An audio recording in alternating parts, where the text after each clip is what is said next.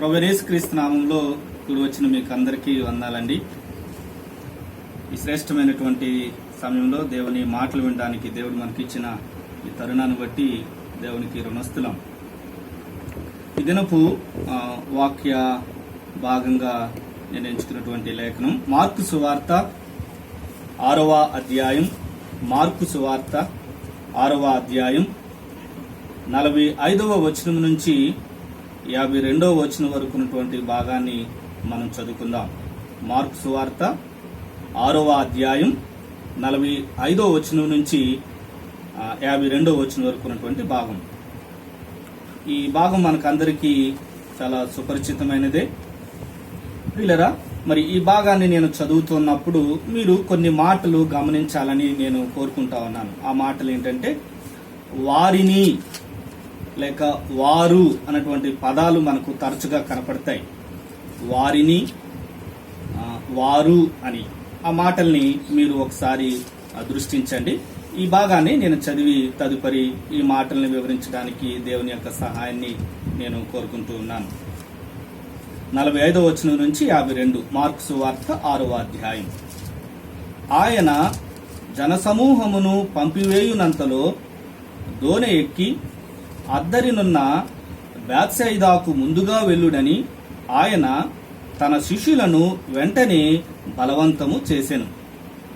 ఆయన వారిని వీడుకొలిపి ప్రార్థన చేయుటకు కొండకు వెళ్ళెను. సాయంకాలమైనప్పుడు ఆ దోణి సముద్రము మధ్య ఉండెను. ఆయన ఒంటరిగా మెట్టనుండెను. అప్పుడు వారికి గాలి ఎదురైనందున దోణి నడిపించుటలో వారు మిక్కిలి కష్టపడుచుండగా ఆయన చూచి రాత్రి ఇంచుమించు 4వ జామున సముద్రము మీద నడుచుచు వారి యొద్దకు వచ్చి వారిని దాటిపోవలనని ఉండెను. ఆయన సముద్రము మీద నడుచుట వారు చూచి భూతమని తలంచి కేకలు వేసిరి. అందరూ ఆయనను చూచి తొందరపడగా వెంటనే ఆయన వారిని పలుకరించి ధైర్యము తెచ్చుకొనుడి, నేనే, భయపడకుడని చెప్పెను. తరువాత ఆయన దోణి ఎక్కి వారి యొద్దకు వచ్చినప్పుడు గాలి అణగెను. అందుకు వారు తమలో తాము మిక్కిలి విభ్రాంతి నొందిరి. అయినను వారి హృదయము కఠినమాయను గనుక వారు రొట్టెలను గూర్చిన సంగతి గ్రహింపలేదు. ఈ భాగంలో మరి మీరు గమనించి ఉండుంటే వారిని అన్నటువంటి మాటలు చాలా ఎక్కువగా మనకు కనబడతాయి. అలాగే ప్రభువుని గూర్చినటువంటి మాటలు ఆయన అన్నటువంటి పదాలు కూడా మనకు కనిపిస్తాయి. సో ఈ వర్తమానానికి నేను పెట్టుకున్నటువంటి పేరు పడవ ప్రయాణం. ఈ సువార్తల్లో ప్రాముఖ్యంగా 2 పడవ ప్రయాణాల గురించి వ్రాయబడి ఉంది. చాలా మార్లు ప్రభు పడవలో ప్రయాణించినట్లుగా మనకి కనబడుతుంది. అయితే 2 పడవ ప్రయాణాల్ని ప్రత్యేకంగా వివరించడాన్ని మనం గమనించవచ్చు. ప్రియులరా, మొదటి ఒక పడవ ప్రయాణం, ఈ 2 పడవ ప్రయాణాల్లోనూ వారు ప్రయాణిస్తున్నటువంటి ఆ పడవ మీదకి తుఫాను రేగడం అన్న విషయాన్ని మనం గమనించవచ్చు. అయితే ఒక మత్తయి సువార్త 8వ అధ్యాయంలో ఒక పడవ ప్రయాణాన్ని మనం గమనించవచ్చు. అక్కడ ప్రభువు కూడా వారితో ఉంటారు. ఆ సముద్రం మీద ప్రయాణిస్తున్నప్పుడు శిష్యులతో కూడా ప్రభు ప్రయాణిస్తూ ఉన్నప్పుడు అంతటా తుఫాను రేగింది అన్నటువంటి విషయాన్ని గమనించవచ్చు. ఈ పడవ ప్రయాణానికి ఉన్నటువంటి వ్యత్యాసం ఏంటంటే ప్రభు వారితో వెళ్ళలేదు, ప్రభువే వారిని పంపించినట్లుగా మనం గమనించవచ్చు. ఏ రీతిగా పంపించారు అన్నది మనం గమనిస్తే మార్కు సువార్తలో బలవంతము చేసెను అన్న మాటను మనం మొట్టమొదటి 45వ వచనంలో మనకు కనబడుతుంది. తన శిష్యులను వెంటనే బలవంతము చేశాను. ఆ సముద్రం మీద ప్రయాణించడానికి యేసుప్రభువు వారు తన శిష్యులను బలవంతంగా పంపించినట్లు మనం గమనించవచ్చు. మనం ఇంకా ఆలోచన చేస్తే ఆ తుఫాను ప్రయాణానికి తన శిష్యులను బలవంతంగా పంపించినట్లు మనం గమనించవచ్చు. ఎందుకు ప్రభువు బలవంతంగా తన శిష్యులను తానే ఆ సముద్ర ప్రయాణానికి ఆ తుఫాను ప్రయాణానికి పంపించారు? గమనిస్తే ఈ భాగము మత్తయి సువార్త 14వ అధ్యాయంలో మనం చూడొచ్చు. ఒకవేళ రిఫరెన్స్ రాసుకునండి. మత్తయి సువార్త 14వ అధ్యాయం 22వ వచనంలో ఈ భాగం మనం గమనించవచ్చు. అలాగే యోహాను సువార్త 6వ అధ్యాయం 15వ వచనం నుంచి ఈ భాగం 3 సువార్తలోనూ ఈ రెండవ పడవ ప్రయాణాన్ని మనం గమనించవచ్చు. మత్తయి సువార్తలో, మార్కు సువార్తలో, అలాగే యోహాను సువార్తలో. వీళ్ళరా మనం చూసాం కదా, శిష్యులను యేసుప్రభువు వారు బలవంతంగా సముద్రం మీద ప్రయాణానికి పంపించినట్లు. ఎందుకు అన్న కారణాన్ని మత్తయి సువార్త యొద్దకు ఒకసారి రండి.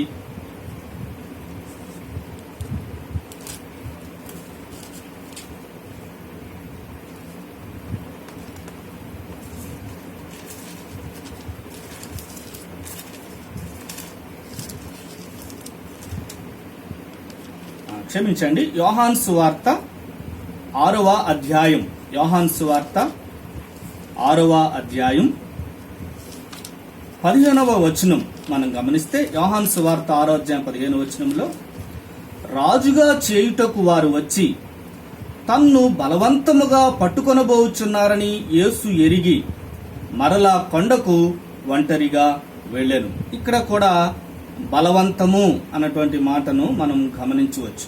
పిల్లరా, యేసు ప్రభువారు 5 రొట్టెలు 2 చేపలను అనేకుల యొక్క ఆహారం తీర్చబడడానికి అక్కడ ఒక అద్భుతం జరిగిన తరువాత ప్రజల యొక్క కోరిక ఏంటంటే ప్రభువుని రాజుగా చేయాలి. అంటే రోమా సామ్రాజ్యం పరిపాలన నుంచి రోమా సామ్రాజ్యాన్ని ఢీకొట్టడానికి ప్రభువుని ఒక రాజుగా చేసుకోవాలన్నటువంటి ఆలోచన ప్రజల్లోనికి వచ్చింది. అందుకు ప్రభువుని బలవంతంగా పట్టుకోవాలి, రాజును చేయడానికి అన్నటువంటి ఆలోచన. ఇది సాతాను యొక్క ప్రేరేపణ. అయితే వాస్తవానికి ప్రభు వచ్చింది మొట్టమొదటిగా పరలోక రాజ్యాన్ని మానవ హృదయాల్లో స్థాపించడానికి, దైవికమైన రాజ్యాన్ని, దైవికమైన సమాధానాన్ని, నెమ్మదిని మానవ హృదయాల్లో సాతాను యొక్క బంధకాల్లో పరిపాలనలో ఉన్నటువంటి ప్రతి మానవునికి విడుదల కలుగజేసి తన పరలోక రాజ్యాన్ని మన హృదయాల్లో స్థాపించాలి అనేది దేవుని యొక్క ఉద్దేశం. పిల్లరా, ఈ ప్రజలు ప్రభుని బలవంతంగా పట్టుకుని రాజుగా చేయాలని వస్తున్నారు గనుక ప్రభు తన శిష్యుల్ని బలవంతంగా సముద్ర ప్రయాణానికి పంపించారు. అక్కడే ఉంటే గనుక శిష్యులు కూడా ఖచ్చితంగా ప్రజలతో మమేకమై వారితో దేవుని చిత్తానికి వ్యతిరేకంగా నిలవబడతారు అన్న సత్యము ప్రభువుకి తెలుసు. ఈ పడవ గుండా ప్రయాణించినటువంటి పేతురు వారే తన రాసినటువంటి పత్రికలో ఈ మాట ఇలాగన్నారు. దయతో ఆ మాట గమనించండి. పేతురు రాసినటువంటి మొదటి పత్రిక 3వ అధ్యాయం 17వ వచనంలో ఇలా ఉంటుంది, దేవుని చిత్తం ఇలాగున్న యెడల కీడు చేసి మేలును అనుభవించడం కంటే, శ్రమపడడం కంటే, కీడు చేసి శ్రమపడడం కంటే మేలు చేసి శ్రమపడడం క్షేమకరం అని. దేవుని చిత్తానికి వ్యతిరేకమై ఆ ప్రజలతో ఉండడం కంటే దేవుని చిత్తములో నిలిచి ఆ సముద్ర తుఫాను ప్రయాణం గుండా ప్రయాణించడమే క్షేమకరం. నేడు మన యొక్క జీవితాల్ని గమనిస్తే ప్రపంచమైనా, మన దేశమైనా, మన రాష్ట్రమైనా, వ్యక్తిగతంగా మన జీవితాలైనా ఇలాంటి తుఫాన్లు గుండనే మనం ప్రయాణిస్తూ ఉన్నాం. అద్దరు ఎప్పుడు చేరుతామో తెలియనట్టుగా ఊహించని రీతిగా తుఫాను ప్రయాణాలు మన జీవితాల్లో కనబడుతూ ఉన్నాయి. రేగుతున్నటువంటి అలలు మన యొక్క ప్రయాణాలకు ఎదురవుతూ ఉన్నాయి. ఇలాంటి తుఫాన్లు గుండా మనల్ని నడిపిస్తున్నది దేవుడే అన్న సత్యాన్ని మనం గ్రహించాలి. ప్రియులారా, వాస్తవానికి 2 విధాలైనటువంటి తుఫాన్లు మన జీవితంలోనికి వస్తాయి. ఈ మాటను మీరు దృష్టిలో పెట్టుకోవాలి.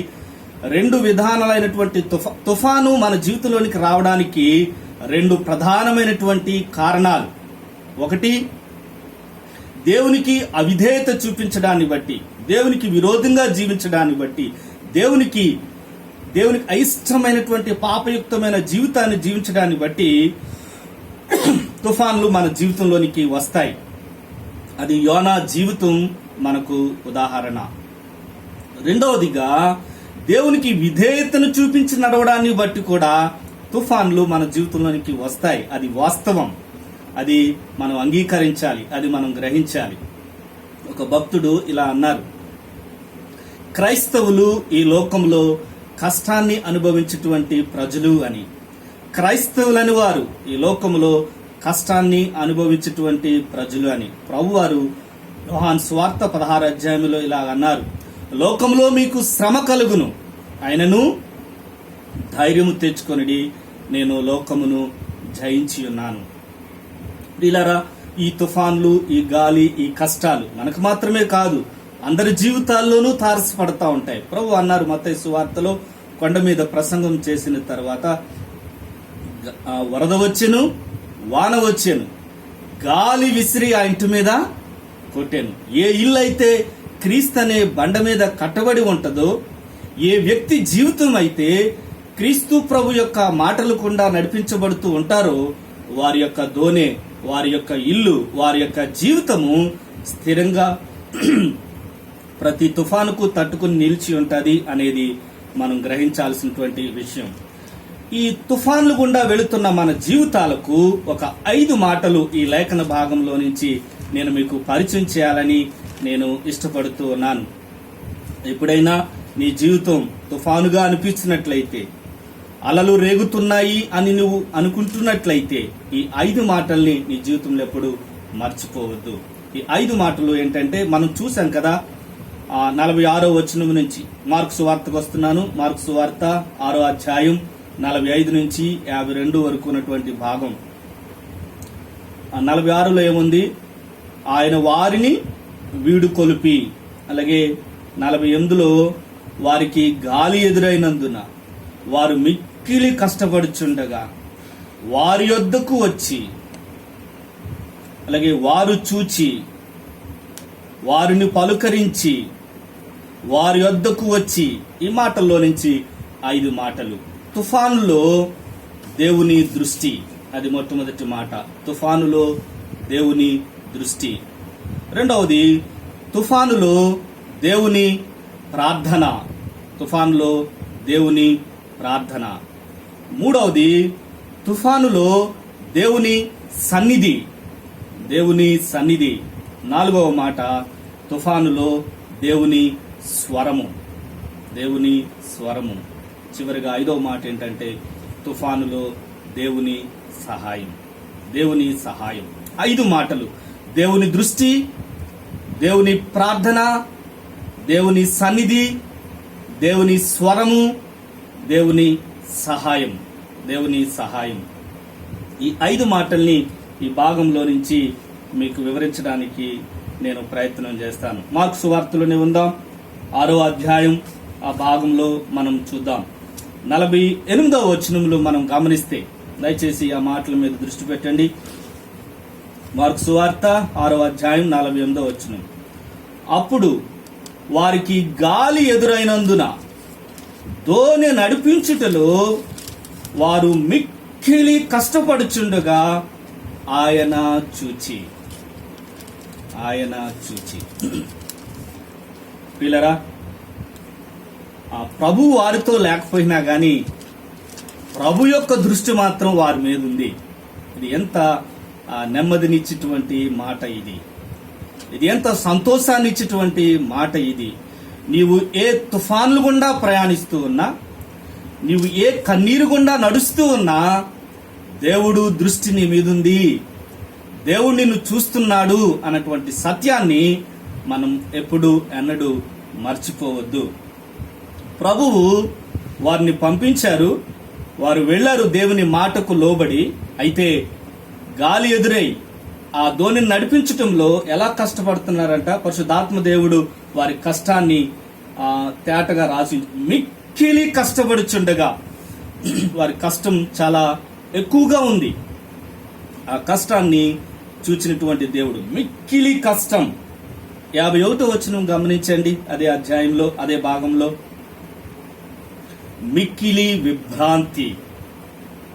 మిక్కిలి కష్టంలో ఉన్నటువంటి శిష్యులు మిక్కిలి విభ్రాంతి పొందినట్లుగా, మిక్కిలిగా ఆశ్చర్యపడినట్లుగా దేవుడు వారి జీవితంలో కార్యం చేసినట్లుగా మనం గమనించవచ్చు. ప్రియులారా, దేవుడు చూస్తున్నాడు అన్న సత్యం మీద శ్రేష్ఠులైనటువంటి వారు, అనేకమైనటువంటి వారు ఆత్మీయంగా వారి జీవితాన్ని ఉన్నతంగా కట్టుకోవడానికి ఏకైక కారణం ఏంటంటే దేవుడు నన్ను చూస్తున్నాడు, దేవుడు నా మీద దృష్టి ఉంచాడు అన్నటువంటి మాట. ఇది 2 విధాలకు కారణం. దేవుని దృష్టి మొట్టమొదటిది మన ఆత్మీయ జీవితంలో జాగ్రత్తగా ఉండడానికి కారణమవుతుంది. రెండవది మన ఆత్మీయ జీవితంలో ఏ తుఫానుకు జడియకుండా ఉండడానికి కారణమవుతుంది. జాగ్రత్త చేసుకోవడానికి, జడియకుండా ఉండడానికి. నువ్వెక్కడున్నా, నువ్వే ప్రాంతంలో ఉన్నా, నువ్వేం చేస్తున్నా గాని ఆయన చూస్తున్నాడు అన్న సత్యాన్ని మనం మర్చిపోకూడదు. ప్రియులారా, లేఖనాల్లో దేవుని దృష్టి అన్న మాటను మనం చూస్తే చాలా మాటలు మనకు కనబడతాయి. రాజుల గ్రంథాల్లో మనం చూస్తే అతడు నా దృష్టికి యథార్థంగా నడవలేదు, అతడు నా దృష్టికి చెడుతనము చేసెను, అతడు నా దృష్టి ఎదుట పాపిగా ఉండెను, అది దేవుని దృష్టికి బహు ఘోరముగా ఉండేనటువంటి మాటలు మనం గమనిస్తాం. ప్రియులారా, దేవుడు చూస్తున్నాడు. దేవునికి కనపడిన సృష్టమంటూ ఏదీ లేదు. మన అంతరంగాలు, మన జీవితాలు దేవుని ఎదుట తెరచిన పుస్తకం వంటిది. సో కాబట్టి చూచుచున్నటువంటి దేవుని ఎదుట మన జీవితాల్ని జాగ్రత్త చేసుకోవడం అనేది చాలా మనం గ్రహించాల్సినటువంటి విషయం. రెండవది ఏంటంటే జడియకుండా ఉండడానికి. అదే పరిస్థితి అయినా కానీ ప్రభు యొక్క కరుదృష్టి నా మీదనే ఉంది అన్నటువంటి మాట మనం లేఖనాల్లో చూస్తే మొట్టమొదటిగా హాగరు అంటుంది, చూచుచున్న దేవుడవు. తన జీవితంలో ఆ కష్టాలు గుండా వెళుతున్నప్పుడు హాగరును పేరు పెట్టి పిలిచినప్పుడు, అయ్యా నీ పేరేంటో నాకు తెలియదు గాని నీకొక పేరు పెట్టుకుంటున్నాను. ఏమనంటే నీవు చూచుచున్న దేవుడవు, చూచుచున్న దేవుడవు. లాబాను చేతి కింద నలిగిపోతున్నటువంటి యాకోబును దేవుడు, యాకోబు లాబాను చేర్చినది యావత్తు నేను చూచాను. అదే యాకోబు చేతి కింద నలిగిపోతున్నటువంటి లేయా ద్వేషించబడుట యెహోవా చూచెను. లేయా ద్వేషించబడుట యెహోవా చూచెను. క్రొత్త నిబంధనకు మనం వచ్చినట్లయితే కాపరి లేని గొర్రెలు ఉన్నటువంటి జనులను చూచినటువంటి దేవుడు చూచి కనికరపడిను. అన్నాయను విధవరాలు కుమారుడు చనిపోయినప్పుడు ఆయన చూచెను అన్నటువంటి మాట. ఉదయకాల సమయంలో తన శిష్యులు పడుతున్న మిక్కిలి కష్టాన్ని చూచినటువంటి దేవుడే మన జీవితాల్లో కూడా ఉన్నటువంటి ప్రతి విషయాన్ని స్పష్టంగా చూచుచున్నటువంటి దేవుడు అన్న విషయాన్ని ఈ ఉదయకాల సమయంలో మనం జ్ఞాపకం చేసుకుందాం. రెండవ విషయాన్ని మనం ఏమంటే దేవుని ప్రార్థన. దేవుని ప్రార్థన చూడండి, అదే భాగంలో 46వ వచనం, ఆయన వారిని వీడుకొలిపి ప్రార్థన చేయుటకు కొండకు వెళ్ళెను. ప్రార్థన చేయుటకు కొండకు. ఈ శిష్యులను పంపించి ఆయన చేస్తున్నటువంటి పని ఏంటి అంటే ప్రార్థన చేయడం. ఏకాంతంగా వెళ్ళి ప్రభువు ప్రార్థన చేస్తున్నట్లుగా మనం గమనించవచ్చు. తండ్రితో మాట్లాడుకోవడానికి ఏకాంతంగా ఆయన వెళ్ళినట్లుగా మనం చూడవచ్చు. ప్రియులారా, మన జీవితాల్లో కూడా చాలా మార్లు వ్యక్తిగతంగా తండ్రితో గడపడానికి, ప్రభుతో గడపడానికి ఏకాంతం అవ్వాలి. దేవుని సన్నిధికి మనల్ని మనం ఏకాంతపరుచుకోవాలి.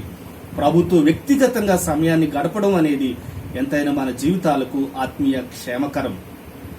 ఇక్కడ ప్రభువు ప్రార్థన చేయుటకు కొండకు వెళ్ళాను. ఈ సాదృశ్యం నేటి సంఘానికి, ఈ పడవ ప్రయాణం నేటి సంఘానికి సాదృశ్యంగా ఉంది. ఆ దోణె సముద్రం మీద ప్రయాణం చేస్తూ ఉంది, అలల గుండా ప్రయాణం చేస్తూ ఉంది. భౌతికంగా ప్రభు వారి మధ్య లేరు, ఆయన దూరంగా కొండ దగ్గర ఉండి ప్రార్థన చేస్తున్నట్లుగా ఉంది కదా ఈ భాగం. అలాగే నేడు ప్రభు పరలోకంలో ఉన్నారు, నేటి సంఘం భూమి మీద ప్రయాణం చేస్తూ ఉంది. లోకం అనే అలల గుండా ప్రయాణం చేస్తూ ఉంది, సాతాను అనే అలల గుండా ప్రయాణం చేస్తూ ఉంది. మన శరీర స్వభావం అనే అలల గుండా మనం ప్రయాణం చేస్తూ ఉన్నాం. అయితే ప్రభు చేస్తున్నటువంటి పని ఏంటి అంటే ప్రార్థన చేయడం. యోహాను సువార్త 17వ అధ్యాయం మనకు గమనిస్తే ఏకాంతంగా ప్రభు చాలా ప్రార్థన చేసినట్లుగా ఆ అధ్యాయంలో మనం గమనించవచ్చు. యేసు ప్రభువారు తండ్రికి ప్రార్థన చేస్తున్నారు. యోహాను సువార్త 17వ అధ్యాయం. తదుపరి మీకు సమయం దొరికినప్పుడు ఆ భాగాన్ని ధ్యానించండి.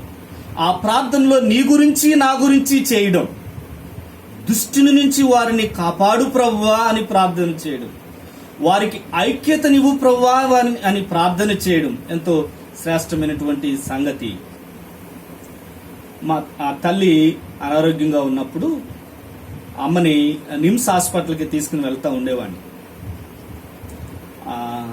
అమ్మ రాజమండ్రిలో ట్రైన్ ఎక్కేది, అదే ట్రైన్ నేను విజయవాడలో ఎక్కేవాడిని. ఒకరోజు మ్యాగజైన్ తీసుకుని వెళ్ళి ఆ రైల్వే స్టేషన్లో కూర్చుని చదువుకుంటూ ఉన్నాను. ఆ భాగం ఏంటంటే హన్నా గురించి చెప్పబడినటువంటి భాగం. హన్నా జీవితం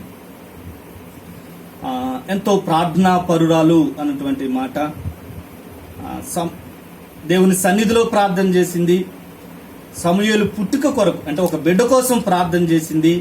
ప్రార్థన ఫలితమే సమూయేలు యొక్క జననం. తదుపరి అటువంటి సమూయేలుని దేవుని సన్నిధిలో విడిచిపెట్టింది. ఆ సమూయేలు యొక్క ఆత్మీయ జీవితం కొరకు తల్లి ప్రార్థన చేసింది అన్నటువంటి మాటలు చదువుతూ ఉన్నప్పుడు కొంత దుఃఖం కలిగింది. అలాగా ప్రార్థించే తల్లి నాకు లేదా, అలాగా ప్రార్థించేవారు నాకు లేరా అన్నటువంటి ఆ భావన అంతరంగంలోకి వచ్చినప్పుడు దేవుడు వెనువెంటనే నాకు జ్ఞాపకం చేసినటువంటి మాట రోమిలు రాసినటువంటి పత్రిక 8వ అధ్యాయం 34వ వచనం.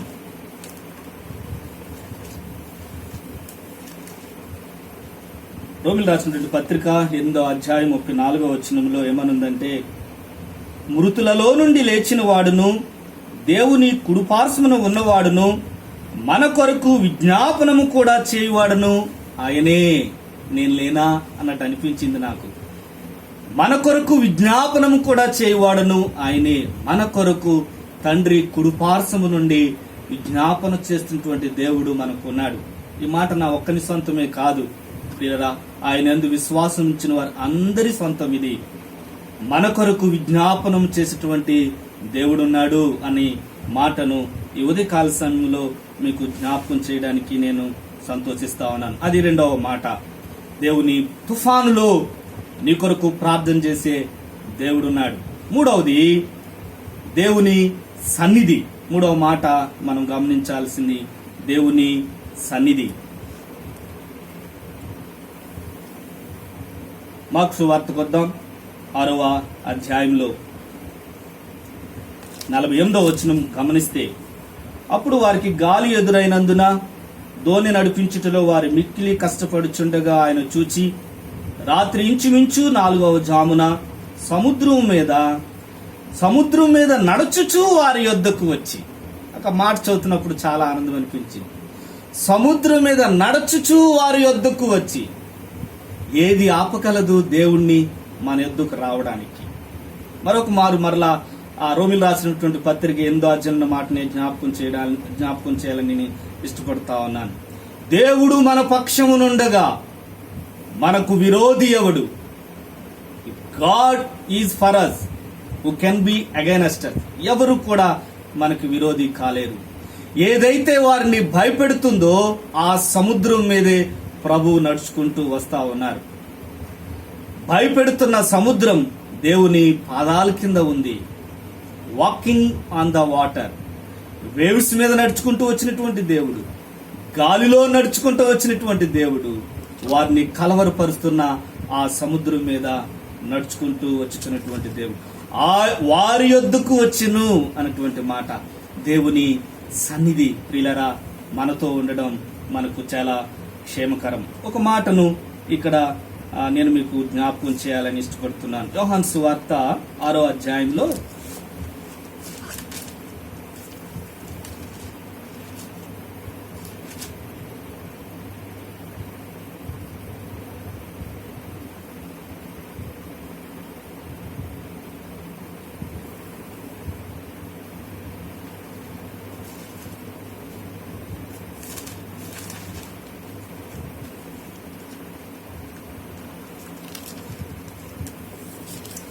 క్షమించండి, మత్తయి సువార్త 14:24 ఈ మాటను మనం గమనించవచ్చు. మత్తయి సువార్త 14:24 ఏమనుందంటే, అప్పటికి ఆ దోణె దరికి దూరముగా నుండగా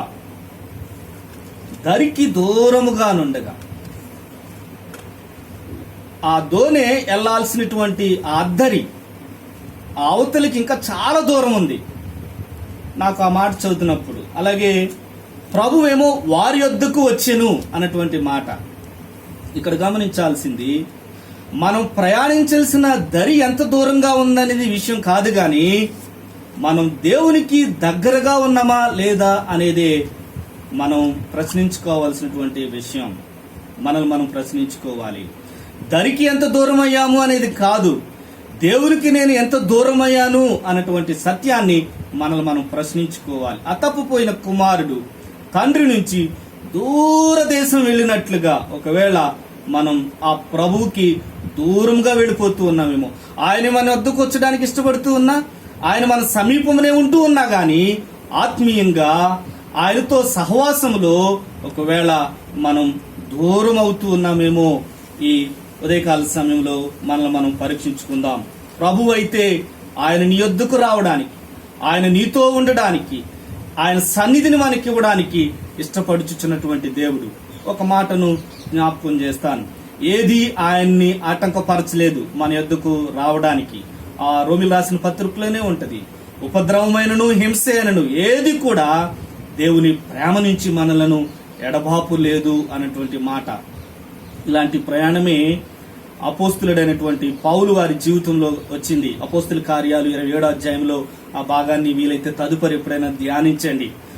వారికి పగలేంటో రాత్రేంటో తెలియకుండా తుఫాన్లో వారు ప్రయాణిస్తా ఉన్నారు. ఆ యొక్క షిప్ లో, ఆ యొక్క వాడలో ఉన్నటువంటి వారందరూ కూడా భయభ్రీతులై ఉన్నారు. అద్దరికి చేరుకోలేము అన్నటువంటి బాధలో వారు ఉన్నారు. అయితే అక్కడ ఒక మాట, సూర్యుడు కనపట్లేదంట, నక్షత్రాలు కనపట్లేదంట. అలాంటి సమయంలో పౌలు ఒక మాట చెప్తారు. ఏమనంటే, నేనెవని వాడునో, నేను ఎవరిని సేవించుచున్నాను, ఆ దేవుని దూత రాత్రి నా యొద్దకు వచ్చి. ఓ ఎంత సంతోషం! ఏ మానవుడు రాలేని ప్రాంతంలో నీవు ఉన్నా, ఏ మానవుడు స్వరము వినబడని పరిస్థితిలో మనం ఉన్నా, దేవుడు తన దూతను తన సేవకుని యొద్దకు పంపించాడు. దేవుడే మన యొద్దకు రావడానికి ఇష్టపడుతున్నటువంటి గొప్ప దేవుణ్ణి మనం కలిగిన. ఆయన సన్నిధి మనతో ఉండడం, అది ఎంతటి తుఫాను అయినా, మన అద్దరి ఎంత దూరం అయినా గాని ఆయన సన్నిధి మనతో ఉండడం అనేది మనకు అవసరం. షడ్రకు, మేషకు, అబేద్నెగోలు ఆ అగ్నిగుండంలో ఉన్నప్పటికీ దేవుడు వారితో ఉన్నాడు. సింహపు ఆ యొక్క గుహలో దానియేలు ఉన్నప్పటికీ ప్రభువు దానియేలుతో ఉన్నాడు. ఎక్కడున్నాము అనేది కాదు, మనతో దేవుని సన్నిధి ఉందా లేదా అనేది ప్రాముఖ్యం. పిల్లరా, ఇది మూడవది సత్యాన్ని మనం గుర్తించుకోవాల్సింది ఏంటంటే, ఈ తుఫాన్లో దేవుని సన్నిధి మనకు ఉండడం. నాలుగవ మాట ఏంటంటే దేవుని స్వరము. మార్కు సువార్త 6వ అధ్యాయంలోనికి మనం వద్దాం. 50వ వచనం, మార్కు సువార్త 6వ అధ్యాయం 50వ వచనం. అందరూ ఆయనను చూచి తొందరపడగా వెంటనే ఆయన వారిని పలుకరించి, ధైర్యము తెచ్చుకొనుడి, నేనే, భయపడకుడి. దేవుని స్వరం భయపెట్టేది కాదు. దేవుని స్వరం నిన్ను గద్దిస్తుంది కాదు, ధైర్యపరిచేటువంటి స్వరం. ఏమంటా ఉన్నారు? వ్యక్తిగతంగా మాటను మీ జీవితాలకు అన్వయించుకోండి. వారిని పలుకరించేటువంటి దేవుడు ఆయన. ధైర్యము తెచ్చుకొనిడి, నేనే, ఐ యామ్. తుఫానులో తన ప్రత్యక్షతను, తన స్వరాన్ని తన శిష్యులకు వినిపించినటువంటి దేవుడు.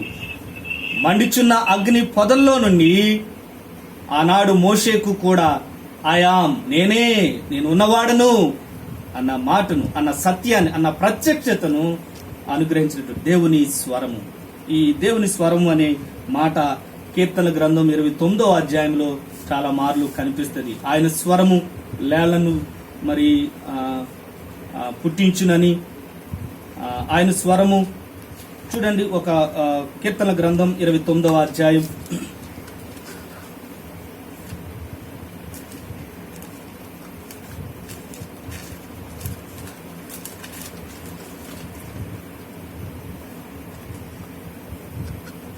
29:4 వచనం నుంచి, యెహోవా స్వరము బలమైనది, యెహోవా స్వరము ప్రభావము గలది, యెహోవా స్వరము దేవదారు వృక్షములను విరుచును.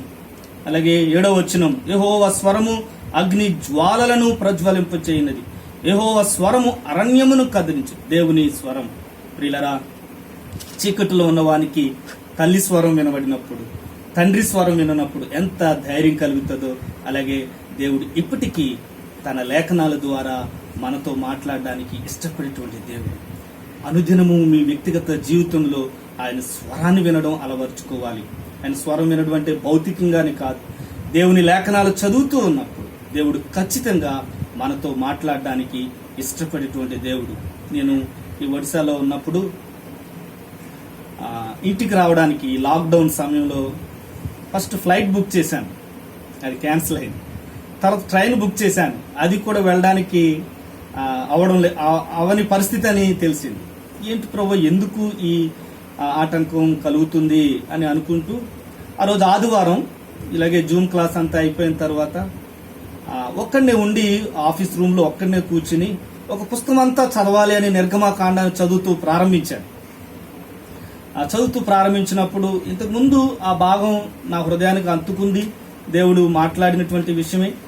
మరలా ఏముందిలే అని దాటిపోతున్నాను ఆ యొక్క భాగాన్ని, కానీ దేవుడు మరలా ఆపి ఆ మాటను నాతో వినిపించారు. నిర్గమకాండం 13వ అధ్యాయంలో 18వ వచనంలో ఇలా ఉంది, అయితే దేవుడు ప్రజలను చుట్టూ దారియగు ఎర్ర సముద్రపు అరణ్య మార్గమున నడిపించారు. 17వ వచనంలో సమీపమైన ఆ మార్గమున వారు నడిపించలేదు. ఏరోప్లేన్లో అయితే చాలా తొందరగా వస్తాను, కానీ సమీపమైన ఆ మార్గము నడిపించలేదు.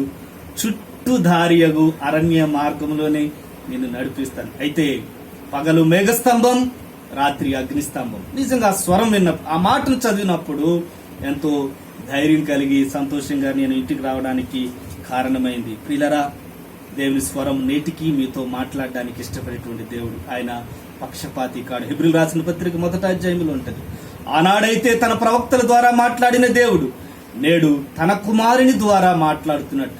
ఆయన స్వరమే మీతో మాట్లాడడానికి సంసిద్ధంగా ఉంది. 4 విషయాలు